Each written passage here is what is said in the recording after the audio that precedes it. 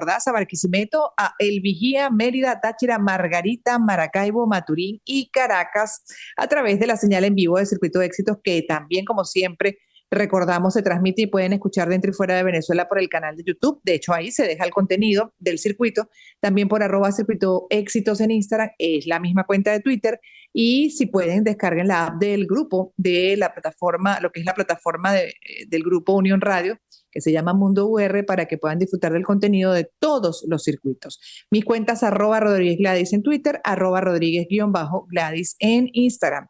En esta segunda hora de programa vamos a tener una entrevista, bueno, que promete, tiene 23 años, yo los invito a que la escuchen completa porque es un muchacho que está muy activo, es una muy buena mezcla como fotógrafo submarino, como periodista y activista en causas ambientales. De hecho, si pueden, sigan su cuenta en Instagram para que se den una mejor idea de lo que él está haciendo, lo que él está compartiendo, ese contenido valiosísimo que lo convierte verdaderamente, o como sería pues la palabra, en el sentido que para mí corresponde influenciador. Es un influenciador a sus 23 años, figura pública sobre la vida marina y el material lo comparte por sus redes sociales, que la cuenta es Nico Marín B de Bolívar.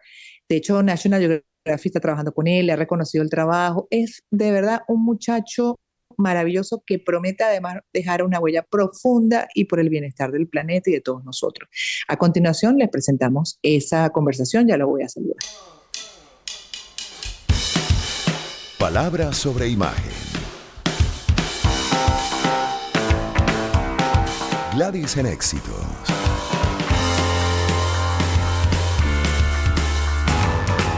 Y tenemos a Nicolás Marín Benítez, qué placer, ¿eh? Fotógrafo submarino, es argentino, es periodista, es activista en causas ambientales, está muy activo, influenciador en materia de ecología. Esto para mí sí es un verdadero, para mí el término de influenciador, colaborador de National Geographic. Y bueno, lo tenemos en el programa los próximos 10 minutos para hablar de esos retos que enfrenta un fotógrafo submarino y además con tantas circunstancias que estamos atravesando, lamentables, eh, bueno, que nos llevan a preguntarnos cuándo es que finalmente vamos como humanidad a entender esa cohabitación tan importante, el mantenimiento de los ecosistemas, además, para nuestra propia existencia. Igual, tu punto de vista, Nicolás, buenas tardes y bienvenido con tanta experiencia que has adquirido a temprana edad, te que decirlo, eres muy joven.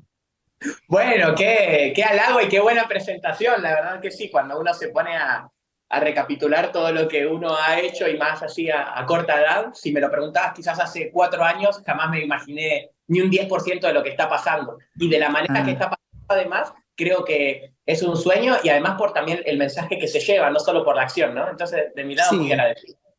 Pero fíjate qué es lo que está pasando, porque tú mismo sorprendido de que en tan poco tiempo hayas logrado pues el alcance que tienes, pero es que el contenido que haces es valioso. Y es una muy buena mezcla, además, como fotógrafo, periodista y defensor del ambiente. Ahora, ¿cuáles para ti son, digamos, las claves de tu contenido? ¿Hacia dónde apuntas? Y por lo cual también muchos están poniéndote el resaltador y que yo hoy te estoy entrevistando, obviamente, evidencia desde Venezuela, una venezolana que ya conoce tu trabajo, que lo valora y que, bueno, que quiere que muchos más conozcan de lo que vienes haciendo. Bueno, ahí al principio también era la misma pregunta, era para mí internamente, ¿no? Porque cuando empecé el buceo, era justamente, veía que había muchos fotógrafos submarinos quizás, había mucha gente que hacía buceo, ¿no? Antes de empezar buceo, yo no sabía ni que existían cursos o que existían certificaciones. Para mí ser buzo era igual ser astronauta, o sea, algo muy lejano.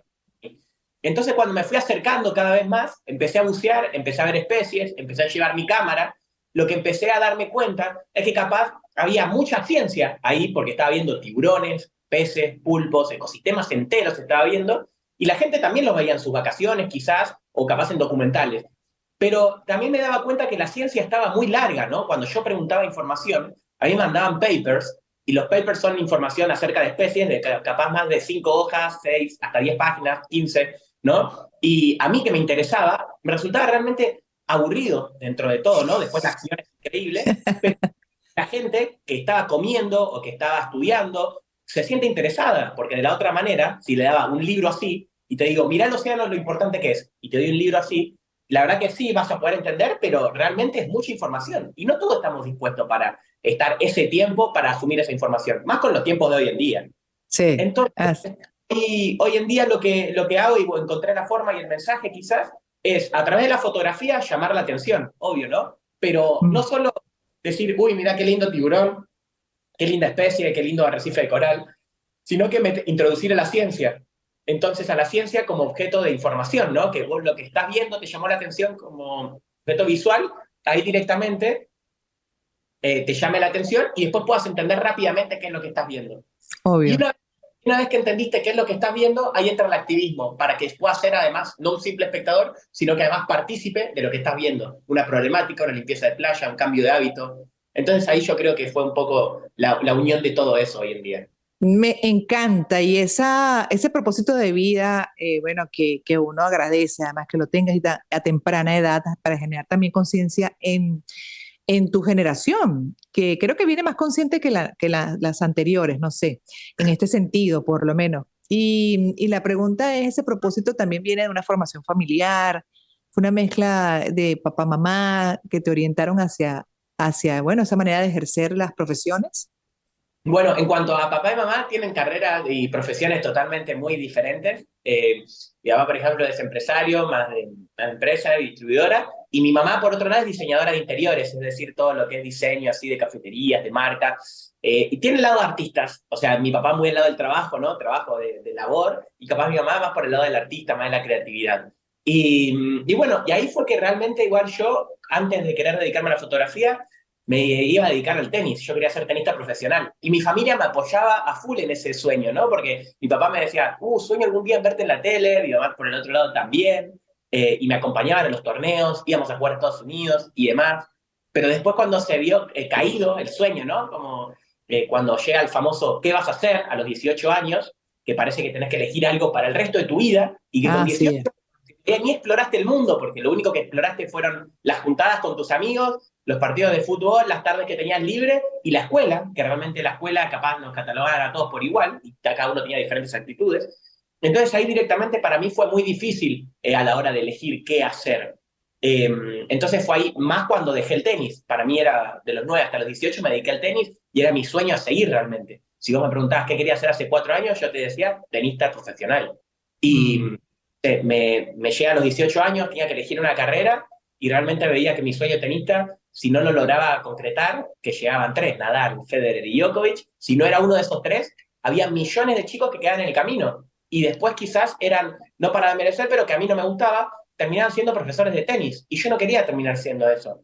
Entonces ahí directamente dije, bueno, me voy a poner a dedicarme en una carrera y también, ahí fue de vuelta una introspección personal, porque no quería pasar 4 años en una carrera, ¿verdad? Eh, entonces ahí fue que me anoté rápidamente en cursos de creatividad, de innovación, de marketing, publicidad. Yo quería estudiar fotografía, biología, periodismo, pero no me iba a alcanzar la vida para estudiar, porque estamos hablando de 4 o 5 años cada carrera. Vamos a hacer 20 años y yo todavía no terminé de estudiar, quizás. Entonces, Mm. y demás, y después aplicarlos a la práctica. Y bueno, y en ese camino es en el que hoy en día me encuentro siempre estudiando, capaz más en materia más informal, pero mucho con científicos, mucho con biólogos, que dan la información como en embudo. Entonces, para mí la carrera que hoy en día elegí es más la vida en sí.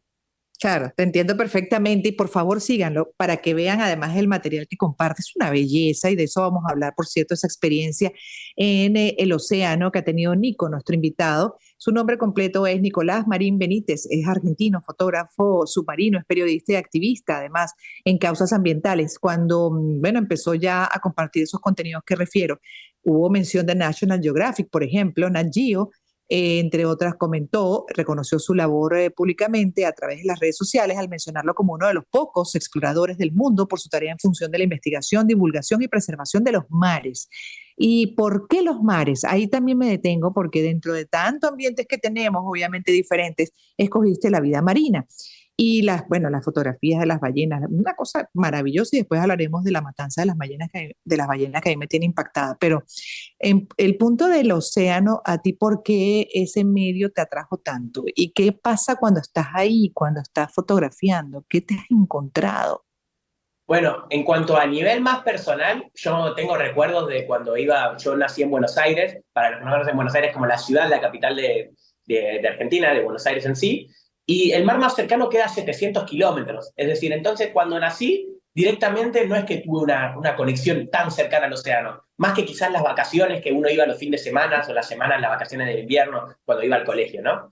Entonces, pero sí, lo veía y realmente yo veía los documentales desde mi casa y veía los documentales de Nat Geo, ahí como decían, y mucha gente seguro, y decía, ¿cómo esa gente está ahí? O sea, yo me preguntaba más allá de lo que estaba viendo, ¿cómo es que esa gente estaba ahí? Porque era como los astronautas, de verdad. Era, esa gente, ¿qué hizo? Nadó, o sea, yo estoy en el mar con los pies en la arena. Nadó y se encontró un tiburón y justo tenía una cámara. ¿Cómo sabía que el tiburón está ahí? O sea, no tenía ninguna estudió natación. ¿Qué era lo que se había formado? No tenía ninguna como información cercana para poder nutrirme de eso. Entonces lo seguía viendo como un simple espectador desde la televisión. Y de grande, por suerte, con más herramientas en la mano y conociendo un poco más el mundo, conociendo los cursos de museo, los certificados, biólogos, científicos, me fueron acercando ese mundo de televisión que iba viendo en los documentales a la realidad. Y a través del accionar lo fui convirtiendo de alguna manera yo me siento que Nico de 7 estaba sentado en el sillón viendo la televisión y de repente saltó, como si fuera como en las películas, saltó y traspasó la pantalla y ahora es él que muestra ese contenido de esa manera, pero hoy en día en otros formatos para los celulares, para la televisión también mismo, pero hoy en día cambian los formatos, ¿no? Sí, sí, el formato digital que es una maravilla, por supuesto, y ha permitido además es una democratización y que personas como tú lleguen más rápido, ¿no? A los medios de comunicación.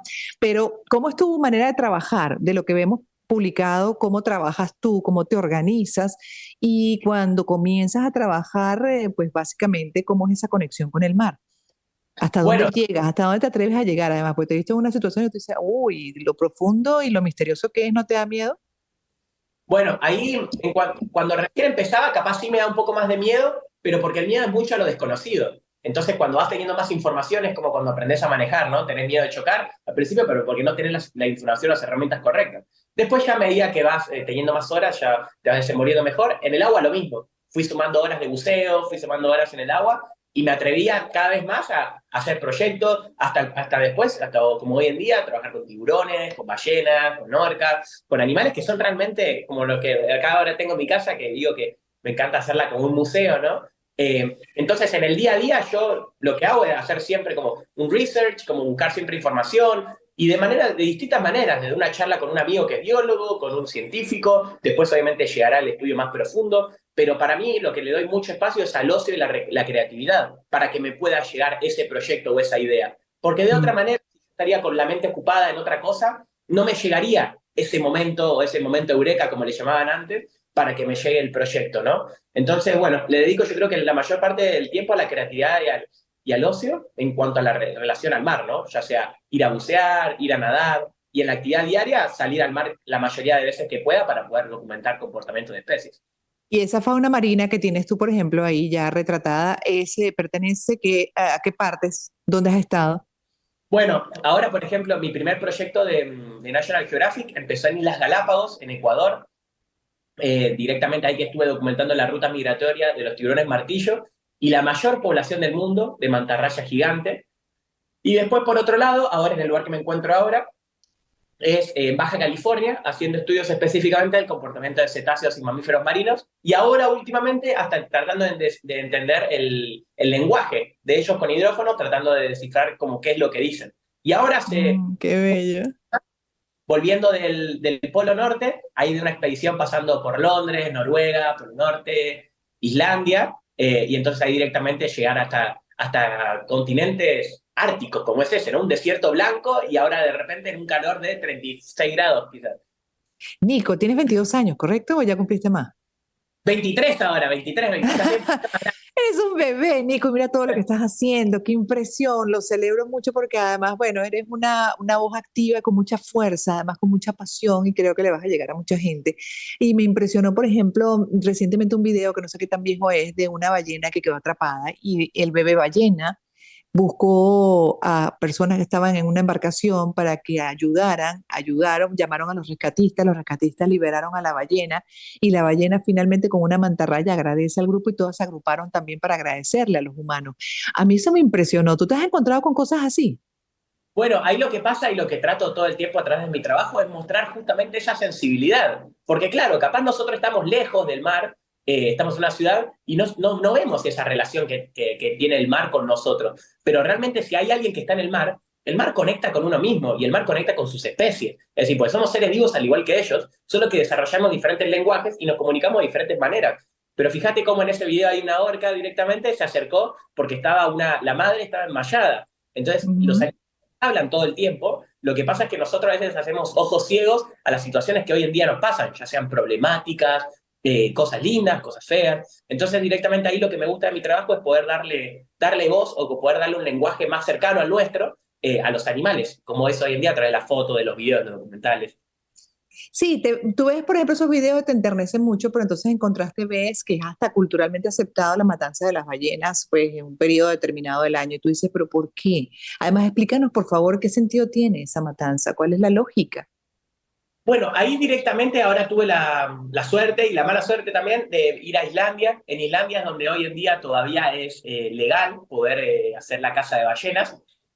Y ahí es directamente que tuve también la posibilidad de hablar con diferentes organizaciones que hoy en día están permitiendo desde la venta de su carne, desde el uso de sus aceites, y que hoy en día ya podemos pensar de que porque en los años 70 también me acuerdo, pasaba en Argentina y pasaba en un montón de partes del mundo, pero pensar hoy en día en ese extractivismo o en esas actividades como actividad principal económica es realmente pensar en un delirio, o sea, porque ya estamos teniendo la información del impacto que hoy en día estamos teniendo. Es decir, no es que estamos teniendo productos del océano, son realmente seres vivos y estamos hablando de las ballenas, tienen un rol fundamental en la captura de carbono para la Mm, entonces, son reguladores del clima. sí, Entonces, si por hoy en si. día estamos diciendo de que estamos contribuyendo al aceleramiento del cambio climático, y eso es devastador porque Ajá. la suba de temperatura en los océanos, la suba en el nivel del mar, después ni que hablar de las contaminaciones por plástico y la pesca ilegal, entonces va todo agravando la situación. Y, sí, exacto, ya es un tema inaceptable para la información que hay de lo perjudicial que es, ¿no? Más allá de lo que es el tema, bueno, de la existencia en sí misma, de la cadena alimenticia y de cómo uno se mata a otros, o sea, y somos los pensantes, se supone, para buscar las maneras y no necesariamente seguir en las mismas prácticas, ¿no? Por muy culturalmente aceptadas y entendidas como válidas. Ahora, y para terminar, ¿cuán contaminados están nuestros océanos? ¿Tú qué te has encontrado dentro de ese drama del plástico? Bueno, ahí también tuve la posibilidad de documentar de la pesca ilegal en Senegal. Ahora, en la pandemia tuve la posibilidad de viajar y directamente y de documentar la isla de plástico más grande del mundo. Que al principio tenemos 6 islas de plástico en todo el mundo. Por los giros oceánicos y las corrientes se desarrollan en 6 puntos. El más grande está entre Hawái y California, que es la isla de plástico más grande del mundo, que tiene 3 veces el tamaño de Francia. Y también es loco pensar de que no es solo generado obviamente también por nuestros residuos, pero es principalmente causada en las islas que hoy en día estamos desarrollando por la industria pesquera. Es decir, Mm, todos los plásticos que hoy en día están instalados en las islas de plástico son de la industria pesquera. Y ahí empiezan a enumerar desde redes fantasmas, redes de plástico, cajones de pesca, accesorios de pesca. Entonces, directamente es como pensar cómo las industrias hoy en día, más allá de nuestro impacto, también lo están generando. Entonces, para mí es muy importante también empezar como a sacarnos las vendas para poder empezar a ser consumidores más responsables. Porque absolutamente todo lo que compramos, todo lo que hacemos, tiene un impacto en el planeta. Y mientras más conozcamos, mucho menos impacto vamos a poder hacerle y la vida marina nos lo va a agradecer. Así como esa mm. ballena salió a hablar hace unos días, hay un montón de ballenas que nos quieren decir algo todo el tiempo, solo que no las escuchamos y al contrario, las estamos hasta matando, entonces no le damos la posibilidad de darnos un mensaje. Entonces quizás Mm. ser más conscientes a la hora de la elección, desde las compras, desde la alimentación, desde los hábitos, desde que nos levantamos a la mañana, todo el tiempo hacemos acciones. Entonces, para mí es muy importante como personas y como oyentes también todo el tiempo, poder ser parte de la solución. Porque de la otra manera vamos a ser parte del problema y vamos a ser parte de la historia negativa que hoy en día estamos dejando. Literal. Así es. Y para terminar la pregunta siempre, por supuesto, porque te has topado con tiburón. Ese momento cercano del tercer tipo, ¿cómo ha sido? Bueno, hay mucho de las películas, ¿no? Que nos instauran mucho miedo y demás. No pasa absolutamente nada como la película Capaz Tiburón o eso, no es que el tiburón va a llegar y directamente te va a comer. Realmente, o sea, una de las funciones principales que tiene el tiburón en el ecosistema es poder, como control de plagas, es específicamente. Sería, en básicas palabras, poder controlar la regulación de la población de peces enfermos. Entonces ahí directamente lo que hace es justamente Increíble, ¿eh? defensa del más enfermo. En este caso, los humanos tenemos huesos duros, tenemos piel finita, entonces no somos una presa realmente muy rica. Entonces a mí no me ha pasado nunca nada, por suerte, espero que nunca me pase. Y realmente también los tiburones son seres muy sensibles, entonces es directamente también dejarte llevar por la experiencia y disfrutarlo y a través de mi cámara, después llevarlo a la superficie. Sí, te podía comprar la idea si tú ves que ellos definitivamente no atacan, pero cuando atacan, caramba, ya hubo un caso reciente de uno que también lamentablemente, ¿no? Un turista que quedó, bueno, murió por un tiburón que lo atacó. Entonces uno ve eso y dice, bueno, mejor no te arriesgas, ¿no? En tu caso es parte de tu trabajo y ya tendrás las destrezas para saber cuán quieto o no te quedas ante ellos. Totalmente, sí. Es que también pasa como las personas. Viste que hay personas que hay más violentas y menos violentas. Los tiburones y en el mar pasa lo mismo, tienen personalidades. Entonces también poder comprender si es que están territoriales, si es que un día quieren jugar, si el otro día no. Un día nos despertamos de buen humor y el otro día no. Entonces son como las personas. Es tratar de entendernos y entender ese mensaje. Mm. Sí, imagínate un tiburón de mal humor. Dios bendito, no te da chance ni de correr. Gracias, por de nadar fuerte. Gracias por haber estado con nosotros. Ha sido un placer de verdad tenerte hoy. Qué orgullo. Que Dios te dé larga vida, activa, productiva, abundante, con la felicidad, la plenitud, además que ya percibo dentro de lo que vienes haciendo a tus 23 años de edad y que bueno, que dejes una huella como ya la estás dejando bonita, profunda en el planeta, además para nuestro beneficio, nuestra existencia, por supuesto, y nuestra evolución como individuos. Gracias. ¿Ah? Bueno, no, muchas gracias a ustedes y siempre para mí es un placer poder siempre difundir y comunicar este tipo desde mi trabajo, de mi experiencia y también desde la información. Así que también muchas gracias a vos por poder ser ese canal para que hoy en día tus oyentes y muchas personas más seguramente hoy se lleven un mensaje lindo para el océano. Feliz de tenerte en el programa, de eso se trata. Es Nico, Nico Marín B, perdón, B, como B de Bolívar, así lo encuentran en Instagram, por ejemplo, no sé si es tu misma cuenta para el resto de las redes, pero repito, Nico Marín B, está incluso con el cheque azul, lo pueden encontrar en Instagram con un contenido maravilloso, es fotógrafo submarino, argentino, periodista, activista en causas ambientales, influenciador de verdad, verdad. Gracias. ¿Ah? No, muchas gracias a ustedes y que tengan un gran día. Gracias de verdad. Cuídate mucho, feliz tarde para ti. Gracias por esta entrevista.